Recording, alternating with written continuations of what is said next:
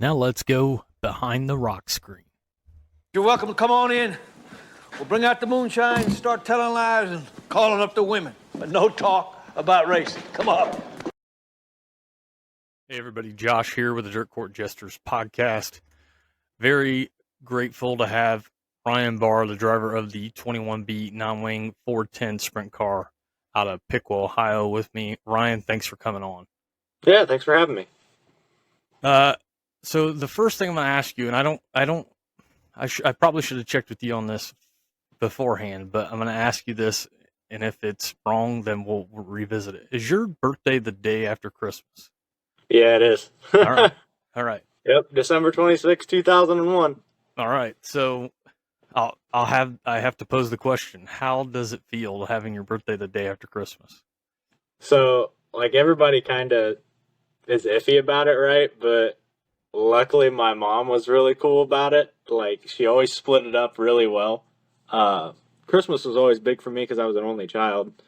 Okay. So I got spoiled in that regard. But, like, if I ever had, like, a birthday party or anything, she would always make sure that all of my birthday presents had to be in like happy birthday paper. It couldn't be in Christmas paper because then it was a Christmas gift. So she did really well, like, breaking that up. So it wasn't, like I said, everybody makes a big deal about it, but I never had that problem. So it was pretty nice. I came across that and I was like, I gotta ask this. And part of the reason I gotta ask it is because I was born on Christmas Day. Oh, really? Yeah. So I just was kind of curious of what your input was on that, because, you know, people, I mean, obviously I'm asking you, I'm sure people ask you. Actually, me, I've got a twin brother, and my aunt on my mom's side, all of us were born on Christmas Day. Oh my gosh. Yeah. Well, so, I mean, at least you share it with a really cool person. Yeah. It's different. It's different. And anytime anyone asks me, like, well, how does it feel to have your birthday on Christmas? Like, I don't know. I don't know anything different. Right. Yeah. I was like, oh, it'd be cool to have it like halfway through the year, so you kind of get, you know, a little bit of present in the summer and like a little bit of presents in December. But it's like, I get them in one heap, so it's pretty cool. There you go. I know you tell some of this story when you were with the guys on the dirt tracks and rib racks in 2023, that both of your sides of your family were into racing. So what drew you specifically into sprint car racing? So sprint car racing was mainly like my dad's part of the family. It was like their dream. My mom's part started with my grandpa Ronnie. He was more into like the late models and modifieds. And he owned a late model at one time and hobby stockers. They mainly ran Eldora and stuff like that. So he was kind of more into the fender cars. But my grandpa Mike, who my dad's dad, he was really big into Indy, the Indy 500 and stuff like that. So he was more open wheel guy. Okay. So he just got, and he actually helped on a guy named Bob Stocker back in the 80s at Lawrenceburg. So he was helping on non-wing sprint cars, and he just loved it. My dad absolutely fell in love with it. And then ever since I've been racing, like, we raced quarter midgets, which were miniature sprint cars. And then I just, you know, was pushed kind of the open wheel route, and that's all I've ever known. So, you know, the late models I think are cool. I love watching late models, but, you know, sprint cars to me, that's the best racing there is. So I just got kind of pushed towards that. And, thankfully I am where I am. Yeah. So 10 years ago, you were running MMSA. What made you decide to go away from the wing? Really just money. At that time, like, the 305 deal was kind of, I wouldn't really say like a step up, more like a step to the side. You get your foot into sprint cars, right? And you get to kind of learn, you know, what you're doing with chassis, but motor-wise, you're not really going too much faster. And money-wise, you're still spending a little bit more than minis, but like not as much as 410 stuff, obviously. And 360s at the time, they were kind of struggling. Like, they didn't have the GLSS series at that time. it was still like the NRA Sprint Invaders, and they were running every other Friday at Lima.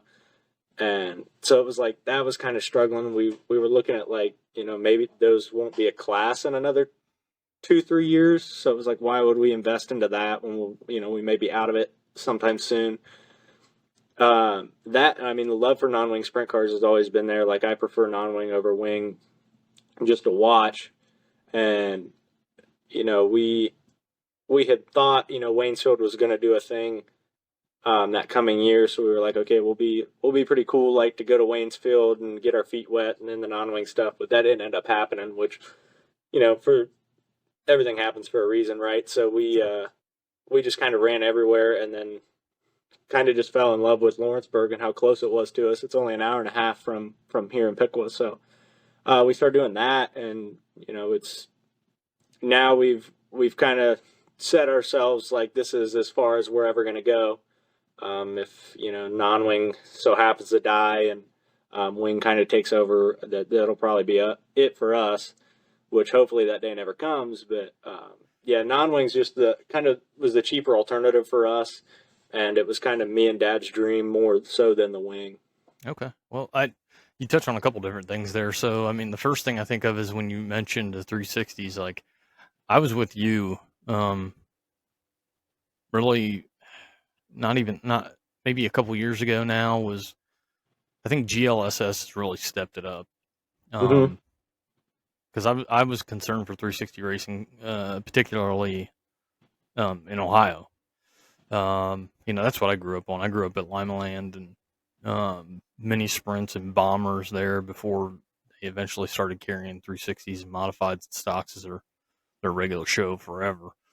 And I was concerned about 360s going away. And you also talk about your love for Lawrenceburg, how it's close to you, and how you had family that was there in the 80s. And then I know you've had a bunch of history there at Eldora as well.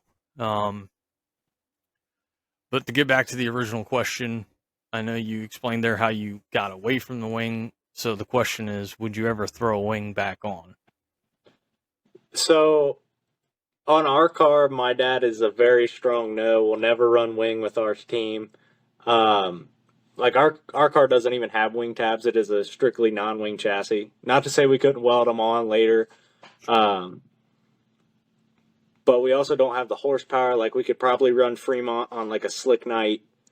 But yeah, Dad's a strong no on it. But my buddy Michael Facesher, who owns the 4J that Sean Westerfeld drives and Justin Owen used to drive, right. We've threw it up in the air. He wants to go wing racing every now and then, and we've talked about possibly doing one night with me in it and then one night with Sean in it, and just going and playing around. I think that'd be fun. I'd love to get the chance in a wing car just to see what it's like. But no, unfortunately, I don't think you'll ever see RVR with a wing on top. Okay, well. And you also, you mentioned like wing racing and where is that going to go? And I think in my head, specifically in Indiana, like I've kind of wonder where they're going to be in another year or two, because I know it seems like they're trying. Indiana's a non-wing state, in my opinion, and I think other people will agree with that, and which is fine. But I feel like they're with the Maverick series, they were trying to get the wing stuff started up. And just a lot of things happened there, but it seems like there's some wing racing in the state of Indiana in 2025 that I think it'll be interesting to see how that goes. To say non-wing racing in Indiana is always going to be king, in my opinion. Yeah. But it'll be interesting to see if wing racing can find a niche in Indiana this coming season. Yeah, it's you're always going to have your special shows, like when High Limit comes to Lawrenceburg, or I don't know if the Outlaws still do, but when the Outlaws used to go to Bloomington, just that kind of thing. Like, they're always going to be around for your big shows, right? It's just something different to draw fans. But like Circle City did it a couple years ago when they tried to have like a full wing deal through the week, and it just kind of like tapered off because Indiana just doesn't want wing. The fans will say it for a year, and then they're like, okay, we want the non-wing back, because it's just, it's just a different style of racing that I hate to say it's, one lane, not passing, but it's more of a chess game than it is in the non-wing world where it's just so chaotic and you get the big sliders and the passing and everything just because it's, so out of control. Whereas the wing, you have to keep everything so steady and plan everything out very well. So like, in Ohio, that's great for, the Ohio slick track, right? And then Indy, they water it a little bit better than Ohio. So, we can get the power out of the non-wings in Indiana where, we can't in Ohio. So I think that's one of the big divides there. So I don't know. Like I said, I think Indiana is always going to be non-wing country. It's just we got to get tracks back to that. We got to get non-wing locals back to the area. Yeah, I don't disagree with you on that. I saw a video from your first night, I believe it was, in a sprint car in 2019. Gosh, I'm trying to remember now if it was. I don't think North it was Vernon? Winsfield. Yeah, you would know better than I would, but it was on one of your social media accounts, and I got to tell you, for being your first night in a sprint car, you were just driving that thing, man. How did it feel? It was definitely different. Like we bought that car, it was a Hawk chassis, which was kind of like not super well known. So there wasn't a whole lot of guys to be able to help us. Like Luke Hall had one and he gave us, some help, but I had an old Nichols Brothers steering in it. And the mini sprint was all manual. Like it wasn't power steering, it was all manual steering. So that was like one of my biggest concerns. It wasn't the speed or anything. I was like, man, I'm going to just go and flat out into the wall because I don't know the difference in steering here. And obviously I didn't know any better, and I'm out there I'm sawing it, and it's just not hardly moving at all. I came in, I told Dad, I said, I don't think the steering's right. And he's like, oh no, you're just not used to the power steering. Well, come to find out that the box was bad. And like the power steering was completely shot in it, and it was like it had no resistance in the box. So I'd go into the turn and it'd feel like an 18-wheel trucker. I'm just going sawing at it back and forth, and so that was. And after I think that it took us like 3 races to figure that out, and Dad was like, "Man, you really kind of drove the wheels off it with not having any steering." And I was like, "Well, I didn't know any better. I was first time in a sprint car. I'm just going to mat it to the wood and hope for the best, Yeah. But yeah, I mean, my first time in your sprint car, like it's great. You can't get any better than that. And so that was really the only downside to it was my steering was a little shaky, right? But at that time, I didn't know any better, so it was just go out there and have fun. That's right. I actually came across an article in the Dayton Daily News. And it mentioned that in 2021, you became the 4th member of your family to race at Eldora. Mm-hmm. Obviously, one of the most iconic tracks, not just in dirt racing, but in racing in general. So what to you did that mean to continue your family's legacy at the Big E? That's something. It's something that was really huge, for my whole family, right? Not just myself. Because at that time we had lost, my grandpa Mike was still alive, but, we had lost my grandpa Ronnie several years ago, and, he wasn't there to be able to see it, but I always tell everybody, like the Hewitts, that's Eldora, right? And I feel like we're kind of second to that because we've had, my grandpa Ronnie and my uncle Tom, his brother, owned cars. And then my grandpa Mike drove stock cars with my dad, who my dad drove for my grandpa Ronnie. And then my uncle Casey, my dad's brother, drove for my grandpa Mike. So it's just, I mean, there's been a bar on the track at Eldora every year since I think 2003, and I don't know how long my grandpa Ronnie owned cars before that, but he's had cars on Eldora decades before that even. So And then my parents met just down the road in Willowdale at the go-kart track. So at least how we go, we pass Willowdale on our way to Eldora. So, I get to see my little family history at a go-kart track on my way to Eldora. So, the tradition there is unreal, right? Like you go to Eldora and, people see our performance there and they're like, oh, it doesn't mean anything, but it does because, obviously me and my dad's dream forever was to just be able to race a non-wing sprint car, right? And now we're racing non-wing sprint cars at Eldora, which was our family's bread and butter for years. It is really cool. And I always forget to mention this too, but my great grandmother, Mary Lou McGinnis, we always called her Grandma Dingy, and she was one of the biggest Tony Stewart fans ever.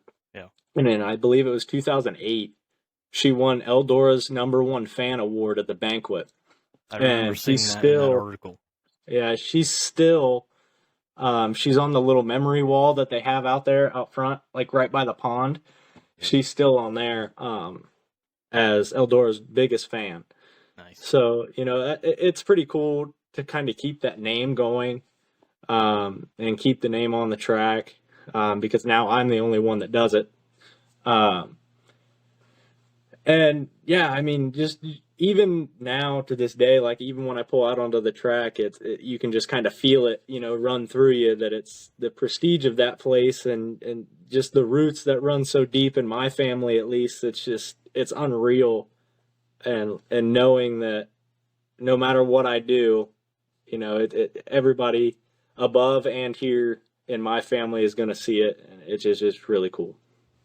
Yeah, I can't imagine being in that spot. I'm just a fan. I'm just out here like trying to share information for really, covering some stuff nationally, but trying to get teams and tracks, drivers like yourself, especially in the area. I'm in the Dayton area, like you, like just trying to help as best as I can. And Eldora is probably 55 minutes from me. Yeah. And there's nothing like going to that track. And I always tell people this story. There was one time they had a band, and I can't remember. I want to say it was Kings Royal, but they maybe had a band like a day early before it went to the 4 nights. It was like the 3 nights. And I can remember walking into the main grandstand, and there was one light on in the building in the infield, and that was it. And just sitting in the main grandstands, nobody's around. And that place is just awesome. There's no other way to put it. I can't imagine being a driver and getting in a car and going out there and ripping around that place. Yeah. That's the sad thing is like during race day, it kind of takes away from that, right? Because you're so focused on, the task at hand of just, I got to get to the front. I got to do my job. But it's when you kind of sit back after the races and you kind of take it all in of like, I just did what, everybody dreams of doing. And sometimes you kind of take that for granted. Like I've left that place several times just mad and upset at how our night went or how things went. And, like I said, I feel like I take it for granted sometimes of like what I get to do. I am living, my dream. Yeah. And especially there, that was always the biggest thing is I wanted to run the 4 Crown at Eldora. That was the #1 race that I always wanted to run. And I've got to do that. So, Eldora is a special place, man. No matter you're watching, you're crewing, you're racing, or hell, even if you're just partying it in the campground, it's just something unreal. Definitely. A top 5 and 8 top 10s in 2024. Does that sound right? Something like that, I believe. Yeah. Okay. 4 races with GLTS. 3 of those top 10 finishes. I know you're a fan of Lawrenceburg, but a 4th at Millstream, it had to feel pretty nice. 11th. Yeah. 11th. That was a really cool night. I joke about it because, it was kind of a cluster of a night, to just miscommunication, and that's okay. They're new promoters and everything. Is what it is. It makes for a great story now. We can all laugh about it. But we were supposed to run the big half-mile track or the 3/8 mile, whatever they said. And after the watering issue, we all end up running the quarter mile, which is awesome. And like, I joke about it because we made 5 gear changes that night. And I said, I've changed gear more at this racetrack than I have in the garage all year long. So I think we started like 14th or something. And it was just I was like, man, it's slick. I'm just going to run the bottom. And I was running the bottom and I was doing pretty good. And I forget how far I got up. I passed a couple cars, maybe 8th or 9th. And I just kind of like hit a plateau. And I was like, you know what? I'm not going anywhere. Like, this isn't for anything. I was like, I'm just going to put it up on the top and see what it'll do. And then I started picking off more cars. And I was like, this is unreal. Like, I'm having a night here.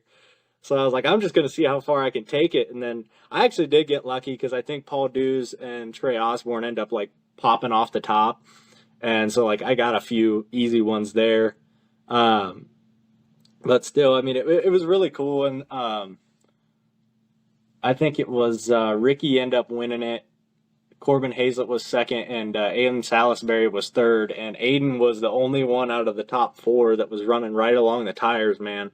And it took me everything I could. I still couldn't get around him, but man, that was really fun because I like the quarter miles. I think they can get pretty rowdy, especially when you're ripping the lip like that. And I struggle with that sometimes of getting up top, and it was pretty curbed up, and no walls, so you can you can easily get in trouble, when you fall off. So that was. Millstream was really cool, and they talk about, I think we got 4 or 5 races there this year between USAC and GLTS, and I think Boss even has a race there this year, so we're definitely going to hit as many as we can, and I'm kind of hoping they do some on the quarter mile. I thought that was really fun, but I think if I recall correctly, I want to say like maybe half of their races are going to be on the quarter mile this year. Yeah, I hope so. Because it got rowdy. It was really fun. Well, and I like the fact that they, when I was young, like a lot younger, I remember going to Millstream. And now that they brought it back and they took that wall out, so now they've got the 2 tracks. I mean, That's awesome. So, I mean, I think the quarter mile at Millstream moves up into your top tracks. But yeah, what is your favorite track to race at? I think by default, right, it's Lawrenceburg. It's just big, fast, and nasty, as I like to tell people. Like, you can just get down and dirty there, and just it's the most fun you can have being scared for your life.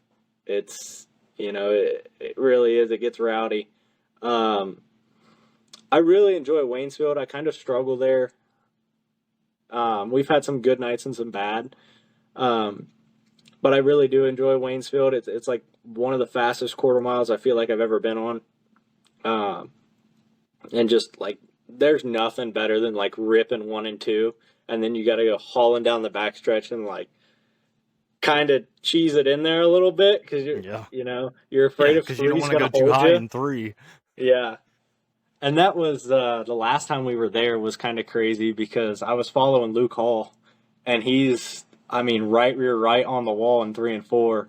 And I watched him bounce the right rear off the wall and like dime in the corner. And I was like, he's faster than me, so I got to try it. And I tried it one time and I bounced the right rear straight off the wall. And I was like, nope, I'll run. I'll run behind him. I don't know if I can do that every lap. So I believe that's the night that Cale Drake won it. And it was just, that place can get rowdy. That's really fun.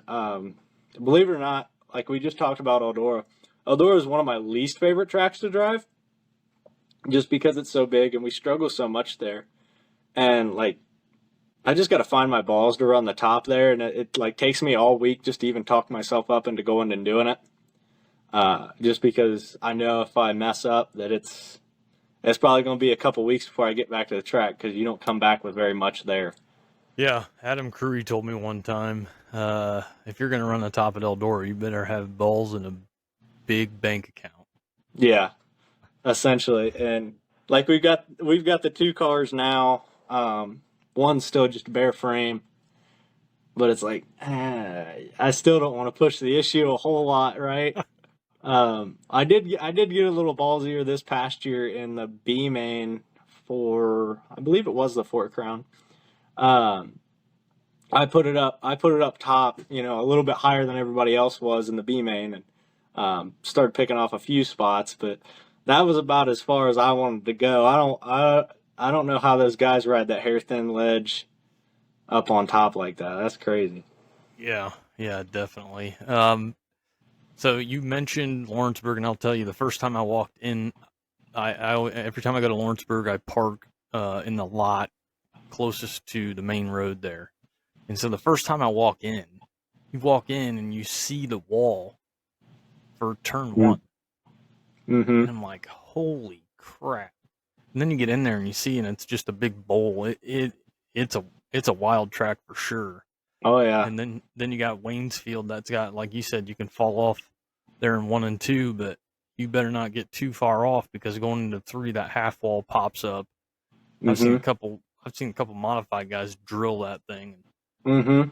That's a little sketchy there. And then, like you said, Eldora on the top. I mean, there's something about all those tracks. They got a little bit of character in them.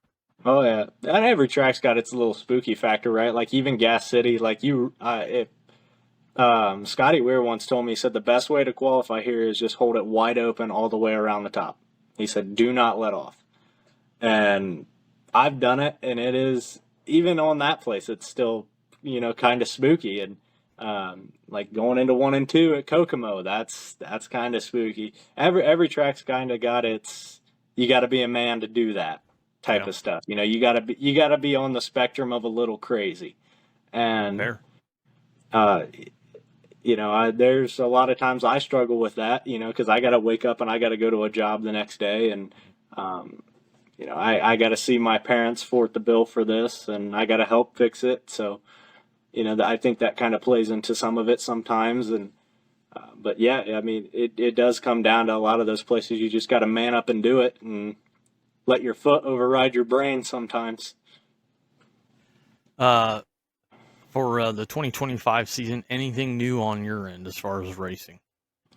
Not necessarily. I think everybody kind of saw the whole thing with Lawrenceburg's schedule, so that kind of opens us up to go travel a little bit more. It sounds like we're going to be hitting a few more boss races this year.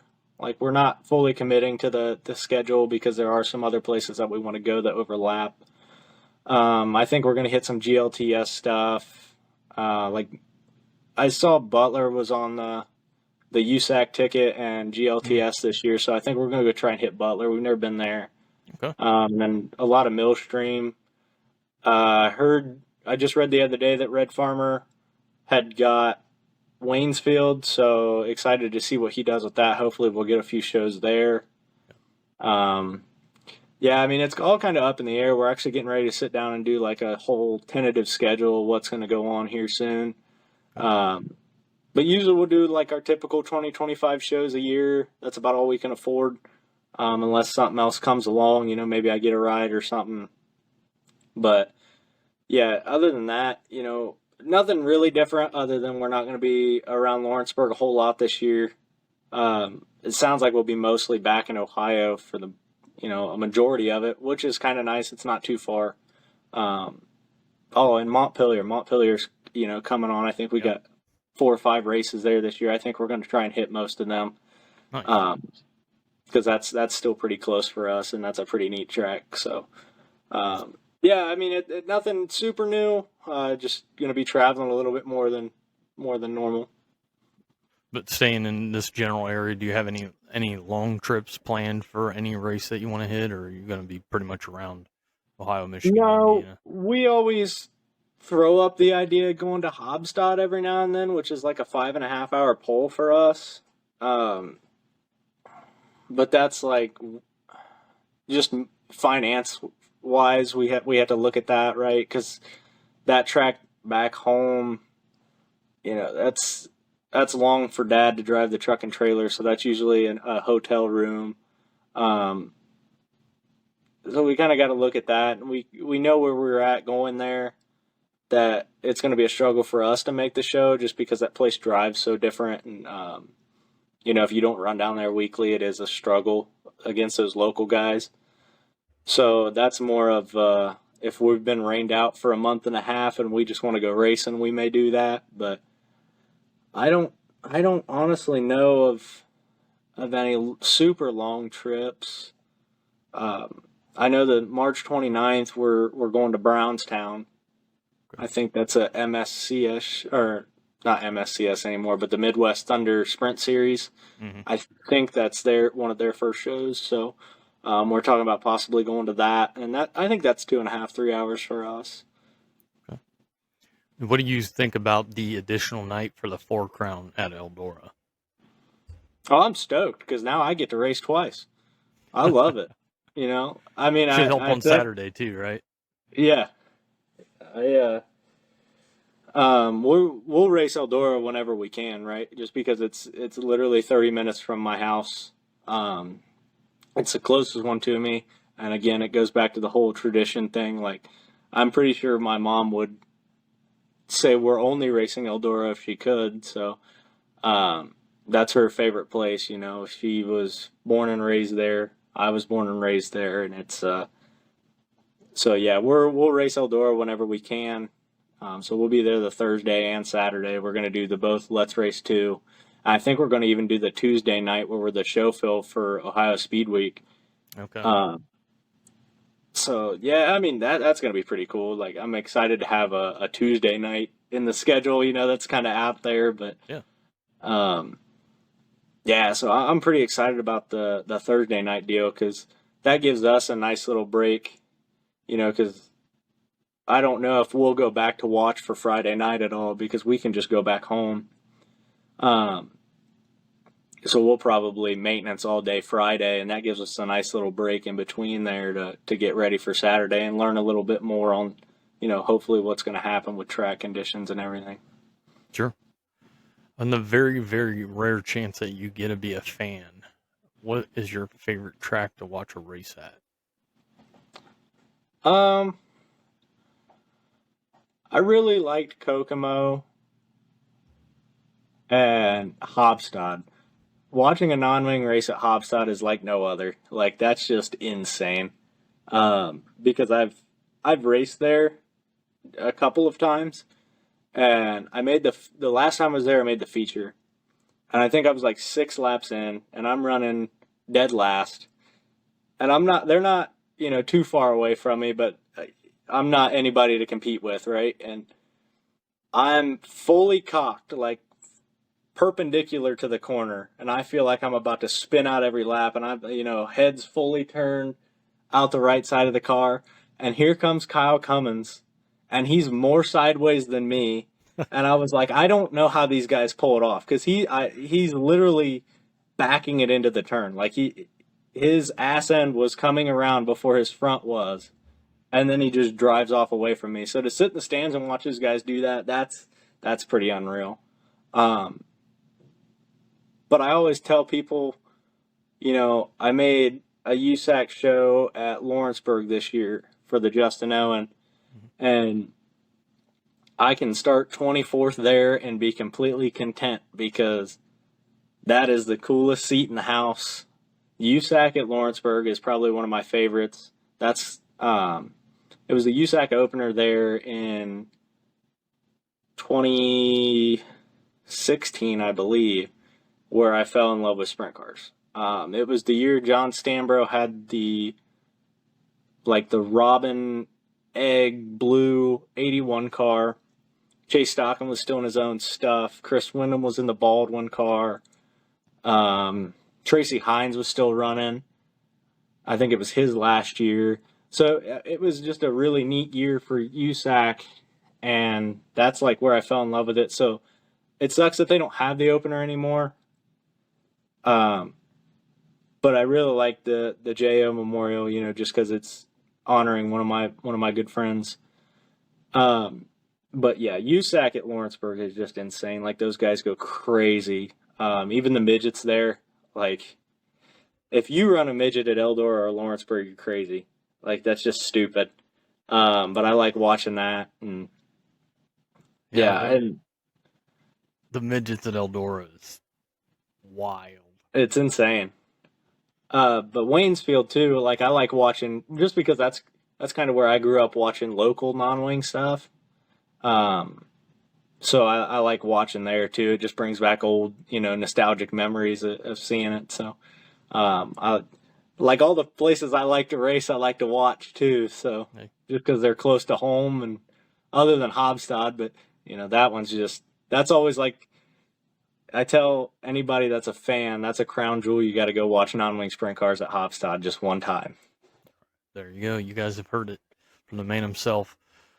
Jacob Horde and I touched on this, and I heard you mention it in interview with the Dirt Track and Rib Rack guys a few years ago.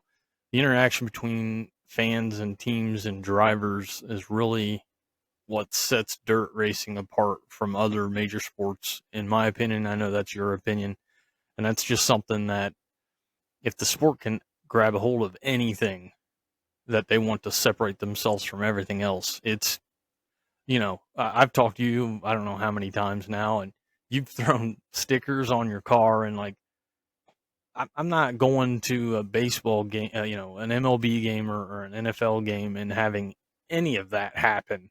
Mm-hmm. But I can go to a dirt track and rub elbows with cool drivers and just shoot the shit like we've known each other for a long time. Just the best thing about dirt racing, in my opinion. Yeah. No, that's one of my favorite parts, because I'm a nobody. I'm the same as anybody sitting in them stands. I just got a lucky break. I got two really cool parents that put me in a really awesome position, and a lot of sponsors that believe in me to put me in a better place. So, it's pretty cool to be where I'm at and to know, anybody in the stands is the same as I.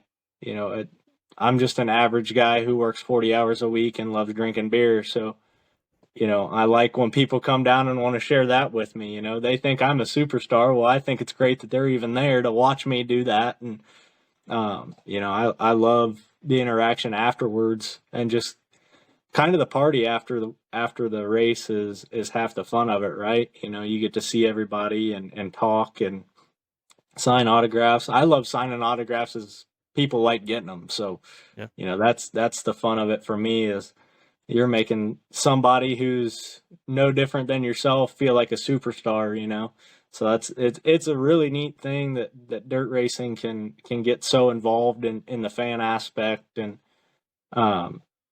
just kind of make everybody who feels like they're nothing outside of it feel like something while they're there, So that's really the great thing about our sport. Oh yeah, definitely. You talk about, parties and all the stuff around dirt racing, and I can't not tell the story multiple times because it's just the coolest thing. We were at Four Crown last year, and my oldest and his buddy were hanging out with another kid about their age. We're at a party, and actually I was looking for Bunner, and I found out he already left. So we're just standing there talking to folks because, most of the time you walk into a party at Eldora, nobody cares, just hang out and have a good time. So next thing I know, boys come over, and Hunter Maddox comes over with them, and he's like, they said they're interested and they want to help. They come down tomorrow, they can help. And I'm like, all right. That's awesome. So the boys got to go down the next day and help him all day, and he talked to him and showed him things, and you're not getting that in any other sport. Right. Well, the other fun thing is like I'm still a small enough name that usually like Friday night I'll go up because like I mentioned earlier, Michael Facesher, who's a good friend of mine, that's like their 1 weekend off of racing. You don't race on Four Crown, that is party weekend, right?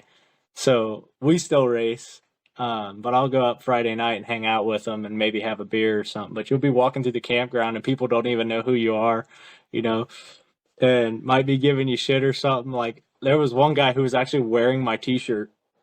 And I walked up and I was like, "Hey, dude, nice shirt." And he was like, "Thanks." And I was like, he had no clue that I was him, right? And I was like, man, that's kind of humbling, right? So then on Saturday when you're there, you're like, I wonder if that guy even knows, right? Yeah. Like, does he even know that that's me? And So I mean, you got to get both sides of it in my aspect, right? There's some people that, think I'm the best, and there's other people that don't even know my name that are wearing my shirt. So, Yeah. How's the RB blocks things going? How's that going? kind of teetering off. I only sold a couple sets of them, and through the off season, I got a second job, so I wasn't really able to make any more. I'm thinking about, I got designs to be making a little different squaring block than what people have on the market right now, and I'm trying to work some fine details out in that, and then maybe get a prototype for our car and work on that. But there hasn't been a whole lot of interest just because of what's already out there. It's already pretty competitive. So I'm kind of on the fence of whether I'm going to keep going with that endeavor or not. Did you start that up like a year ago?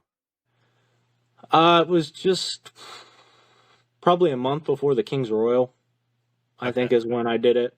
And I'm really lucky with Medway Tool that's on the side of the car. That's my full-time job. I work there as a machinist, and I have a key to the shop, so I was staying over, and I stayed one night for like 17 hours straight, and so I make them all there, and it's really nice. But I've made a bunch of other race car parts there that, if we're in a pinch and need something and we can't run to Indy and get it, or we don't have time to ship it, I just run over there and make it. So that's really cool. Like, I love that part of my career. Yeah. But yeah, with the RB blocks, like I'm looking to do some midget stuff. I've had a lot of like the D2 guys contact me about it, but again, I'm working out some of the details in that and trying to get pricing right. And but just working, I don't have my second job anymore, so it does kind of free some of that up. But working full time, and then now racing season's getting ready to start, it's kind of hard to break that time up. So I don't know if anything more will come of it or not. I may get a wild hair and end up doing it again. I got 2 more sets available, so I'm trying to sell those. But I think if those sell, maybe I'll do another round and see. But it all just depends right now. Well, and it sounds, it's still young, and it sounds like you're still kind of tweaking things, and as well as I do, some of that stuff, it just takes time to grab hold and take off. Yeah, so we like the ones we use since mini sprints were made at Medway, like Mark Rice, who we talked about before we started airing. He was my boss and mentor, my dad's best friend, and unfortunately we lost him to pancreatic cancer in December. He designed the main block, and then I just kind of tweaked the design, actually. And we've been running with those since mini sprints, right? So, I mean, we've had them for a decade now. And those are the ones I still use. Like, I don't even have a set of my new ones that I've made. It's, the 10-year-old ones, because they still last. So, yeah, I've just made it a little bit better to, make them last even longer. Okay. Are you going to have the car at the the former Piqua Mall for the car show in March? Oh, yeah. Yeah, hopefully we'll be front and center, because the guy that puts it on is a sponsor on the car. Oh, all right. So well, there you go. Yeah, Steve Stiffel that puts it on with Stiffel Home and Auto. He's one of our bigger sponsors, and we appreciate him coming on. So hopefully he gives us a good spot to showcase his sticker off. And now, rumor had it, I don't know if they're getting it done yet, but there might be a bar where the old food court was. So, oh. All right. Sounds like there might be a party every night, which is fine with me. Yeah, definitely. They have a Mexican restaurant there, too, that I've heard has really good margaritas. So that might be. There's a I can't think of what it is. There's one in the parking lot. We actually stopped and ate before we came into the mall last year. There was a place out. We had wings out there that were pretty good. But it slipped my mind what the name of the place is right now. Is it Buffalo Wings and Rings? That may have been it. Yeah. That may have been it, because I can't say that I've been there, but maybe once, and that may have been the one time, and it was Yeah. good. But yeah, that car show, I'm looking forward to that. That kind of gets the season rolling. Things are getting real when you start Yeah. seeing cars. I think that weekend is No Way Out this year, the No Way Out 40 at Paragon, which we don't normally go to, but I don't know if we'll see like a decline in the non-wing sprint cars there since that race is going on or not.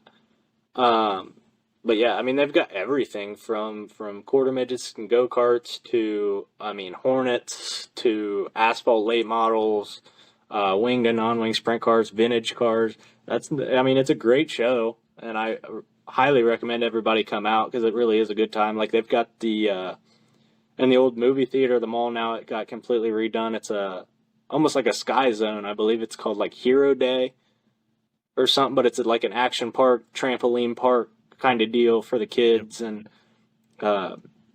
like I said, I believe there's supposed to be a big bar in the center of the food court now, so it'll have something for kids and adults. And yeah. So had a band last really year. Is a neat deal. I think they have a band again this year. I believe so, if construction is done, because I think that's going to limit some of the car count this year, just depending on how much construction takes up. Because I don't know, I haven't been in there since last year's car show, just because of everything that goes on. It's not really much of a mall anymore as it is. I mean, they call it the center now, so right. It's less of a mall, more of, I don't even know what you would call it, just like a gathering place, I guess. And so I haven't been in there since then. But yeah, I think the car count may be a little bit down compared to years past, but it'll still have, the simulators will be there, and you can go iRacing, and I think they'll have food vendors and everything. So it's still a good time. Definitely. I always wrap up the interviews with some lightning round questions. So okay, I've got 10 questions for you. Most of them will be pretty quick answers, but let's see what you got. Question number 1: celebrity crush growing up. Selena Gomez. So some of these I've asked you already, because I talked to you about this at the car show last year. Yeah. Favorite cartoon? Probably SpongeBob growing up. Favorite pro wrestler? I don't know. That one's hard. I like Dolph Ziggler and Chris Jericho and CM Punk a lot. Those are my 3. Right. Hey, I'll take all the answers you can give me, man. Do you have a favorite song? A favorite song? I don't know. I kind of tip back and forth, but I'd say probably right now it would be Medicate Me by Rain City Drive and Dayseeker. That's a big one. It's kind of like a pop punk alternative. I listen to anything and everything. You should see, I started collecting records recently. You should see some of the stuff that I've got in there. Yeah. I am not against listening to any music that's good. Well, my fiance is a concert photographer, so she's into like the metalcore plus pop punk scene. Okay. So I get to hear all of these bands that I've never heard of before in my life, and now that's all I listen to. That's the way to do it. When I was younger and out of high school, my buddy was in a band before they moved to California, and at one point they were playing with Yellow Card. Oh wow! But I would go follow them around and watch them play Hole in the Wall, and those are some good times. But yeah. Anyways, I'm getting way off topic here. Next question: one location you've got saved on your phone map. Okay, so this is very odd because I didn't even know I could do this. But I was looking the other day, and it was like 900 North Market Street of like somewhere in the middle of Indiana. I don't know if it was like a location that I had once looked up, but it was just this random house in Indiana that I've never been to, a town I've never been in. I was looking something up for work one day, and I was like, what is this? Like, why does it have a little flag by it? And so that's the only one that I ever had. I still got it on there just to have it. Just as a reminder. Yeah. I don't know who So- lives there, but it's a nice little house. This next one might be, you might have an answer. I know most people go on vacation in the summertime, and you're busy racing cars in the summertime, but what is your favorite vacation spot? The last 2 years, again, pretty grateful for my parents, but we've went to Cedar Point in Sandusky. Me and my fiance have gold passes to Kings Island because that's only a 45 hour trip to Kings Island. So we do that like maybe once a week, and weekends we're not racing. So we usually hit Cedar Point once a year. I don't think we're doing it this year. But yeah, I'd say Cedar Point. It's really fun. You get to be on the beach, you get to be riding roller coasters, and it's all right there in one spot. Cedar Point is a good time. My wife's aunt and uncle live in Marblehead, so sometimes we'll go to Cedar Point Beach. They've got a little boat. We'll just take it over to Cedar Point Beach and hang out on That'll the be beach. cool. And it's kind of cool to be at the beach with all the roller coasters in the background. Oh yeah, that's awesome. Something only few know about you. So a lot of people don't know this, and some do, but I was in show choir for 4 years in high school. I was a singer dancer in a choir of 50 kids, my freshman through senior year in high school. If you would have told me that in back-to-back interviews, I would have asked that question and got the same answer, I would have said there is no way. But Jacob Horde was in show choir. Oh, was he really? Yeah. That's crazy. Yeah. Yeah, I was working with, I actually choreographed 2 of my high school musicals and 2 of the junior high musicals. I worked with a choreographer from New York who was in The Greatest Showman, the movie. Wow. And then I was my dance captain for 2 years. My junior and senior year, I was the male dance captain for our team. Man.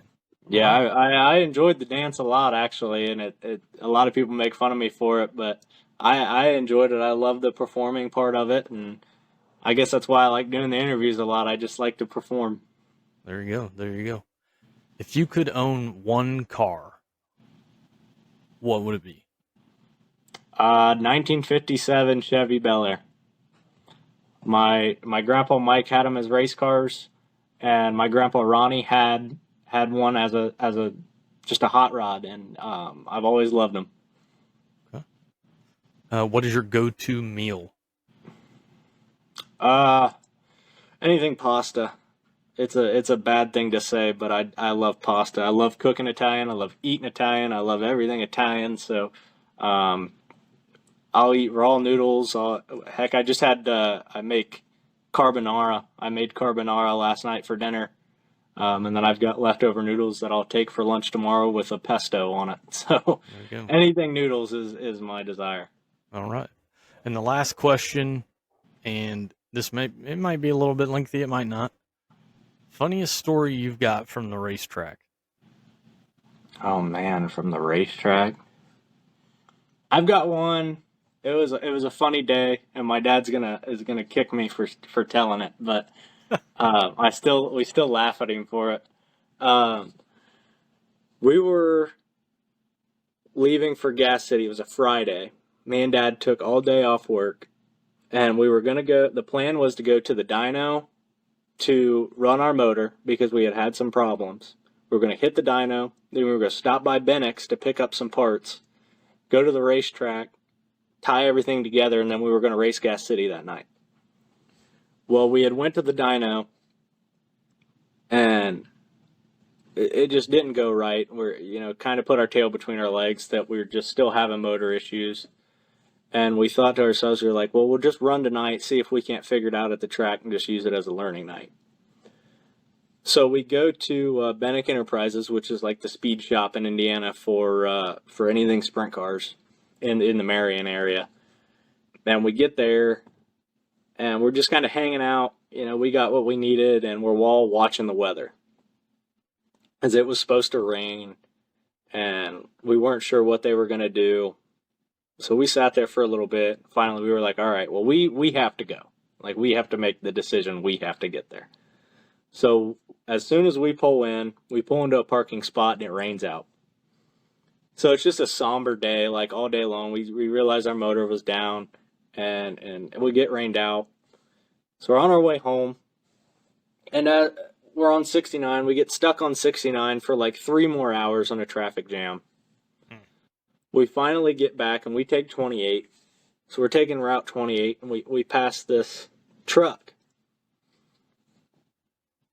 And again, all day, it's just kind of a somber tone. I said, hey, Dad, look. It's a truck that says 20 ribeyes for $35. And we're driving a little bit. He has some time to think about it. And he goes, you know, that's not much of a deal. That's like $7 a steak. And I said, what? And he said, and now this is where it gets great, because he thought about it again. And he goes, yeah, it's like $7 a steak. That's not good at all. I was like, we just need to fucking go home. I was like, I can't take much more of this day. It was just one of those days that everything was down in the dumps, and he just said that, like, it's always stuck with me. And I know I have way better stories and stuff, but that is just one that I love to tell on him. And we still, even to this day, he'll say something math that's just wrong. I'll be like, $7 steaks, you know? So if anybody ever sees my dad at the racetrack, please, by all means, bring up $7 steaks. I invite everybody to do it. Oh, so getting close to the end of this, sponsors that you'd like to thank, and where can folks follow you at? My sponsors, I'm going to have to thank Medway Tool Corp, ComConnect Telecommunications, CDS at Chase Dean Services for power washing, Joy Mayhab Realty with Caldwell Heritage, hit on Stiffel's Home and Auto. I got to shout out Metal Bright. Unfortunately, they are closing their doors here soon, but I still have to shout them out. One Shot Scrap and Recycling. They actually do all our decals on the car, but they're located in Bradford, and man, they take everything that you can give away. They'll take it. So let's see. I know I'm forgetting some. Oh, Performance Paint and Supply, right off of Webster in Dayton. You guys go see them. O'Reilly Machine Tool and Rushi. Miller Performance. They help us out with some of our plumbing and hoses and stuff. And then we possibly have a new guy coming on board, JG Roofing. So hopefully we can plug him, and that'll put the final nail in the coffin to get him on board with us. So we're still working on a couple more. Hoping to tie up some loose ends before the car show. We unfortunately lost Charger Manufacturing last year. He had some damage due to the hurricanes in his properties and stuff, so he wasn't able to come back on board, but we still appreciate what he did for us. So we do have a completely right side empty this year, which is new for us. So, yeah, we're still working on some loose ends here, trying to get some guys in, but if anybody ever has, anything they want to put on the car, money talks. So, but no, when it comes to social media wise, you can follow all of my race pages at Ryan Barr Racing. We're on Instagram, Twitter, and Facebook. I believe Facebook is the more popular one. My parents both run both of them. I don't have any involvement with the race pages, only my personal pages. And my mom actually has the Facebook one, and she'll post like during the day updates and everything. And then Twitter and Instagram, we really only do like, once every month or something. So Facebook is the one go-to. Okay. So if anybody wants to get a hold of you as far as sponsorship or the few RB blocks that you got, they can go to your racing reach Yeah, out they through can you go to the through race there? page, or if they can find my personal page, it's just Ryan Barr. But yeah, if you do have any questions or anything involving that, you can just go to the race pages at Ryan Barr Racing. Ryan, I took a lot of your time. I really appreciate you coming on, man. It's No, it was always great. good to catch up with you, and we'll probably see you at the car show, and like I said, definitely see you at the racetrack a time or two. Just thanks for coming on, and have a good 2025 season. I appreciate it, man. Thanks for you. So everybody, this is Josh with the Dirt Court Jesters Podcast. Hope to see you guys at the track.